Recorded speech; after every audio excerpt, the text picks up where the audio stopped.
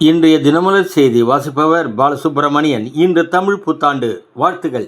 அமெரிக்க முதலாளி ட்ரம்ப் மற்றும் Pope Leo இடையேயான மோதல் உச்சகட்டம். கோபத்தால் ட்ரம்ப் செய்த தவறு. தன்னை இயேசு கிறிஸ்து போல சித்தரிக்கும் ஒரு ஏஐ எனும் செயற்கை நுண்ணறிவு புகைப்படத்தை தன் சமூக வலைதளத்தில் பகிர்ந்துள்ளார். இது தவறான செயல். அவரே அவரின் அழிவிற்கு போடும் அச்சாரம். பதிலடி கொடுத்துள்ளார் போப் லியோ.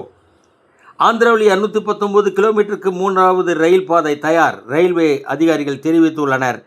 சிபிஎஸ்இ 9ஆம் வகுப்பு பாட புத்தகங்கள் வெளியீடு.